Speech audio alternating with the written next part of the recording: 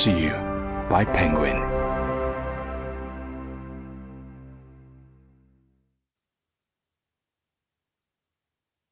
The Lie of the Land, a game plan for Ireland in the climate crisis. Written and read by John Gibbons. To Jane, Sophie and Simone, with love and gratitude. Chapter 1. Goldilocks is dying. Earth has long been described as a Goldilocks planet, with climatic and atmospheric conditions uniquely suited to life. If Earth is such a planet, not too hot, not too cold, then Ireland with its temperate climate is a Goldilocks country.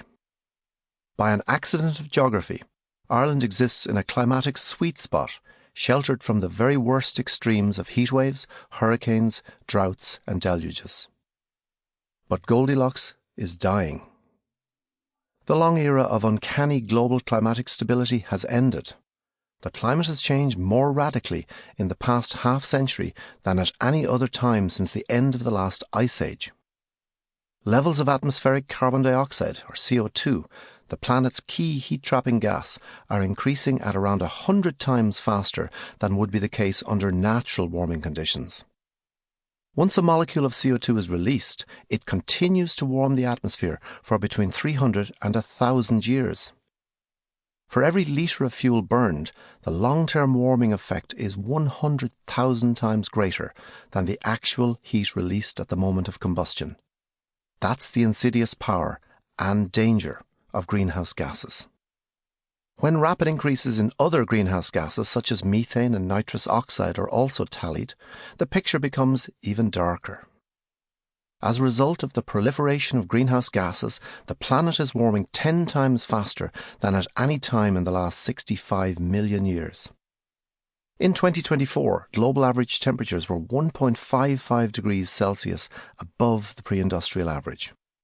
That made it the hottest year on the instrumental record and, in all likelihood, the hottest in over 120,000 years.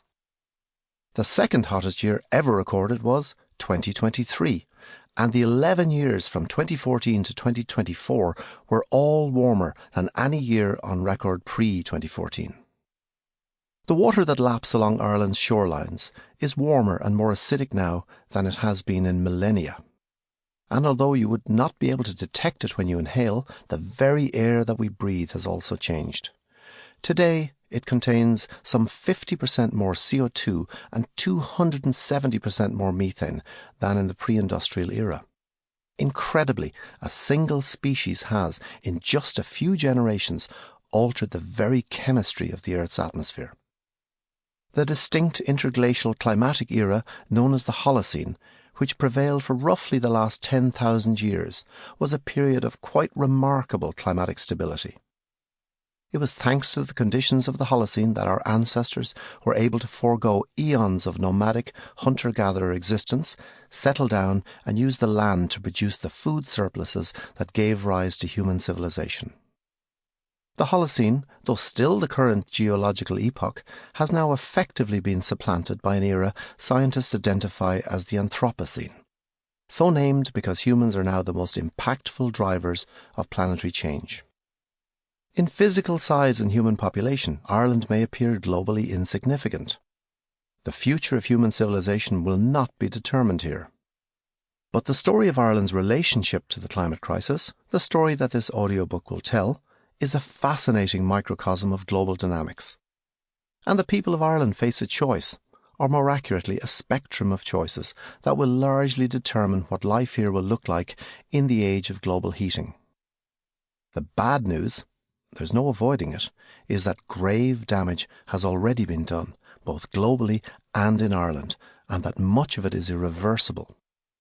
The good news is there's still much to play for. Climate action is often described in terms of humans making sacrifices in the short term to secure a long-term future, but this framing is now out of date. With each passing year, it becomes ever clearer that, barring a swift change of direction, most humans currently alive will see the world change dramatically for the worse. Like almost every other country in the world, Ireland has seen a Sample complete. Ready to continue?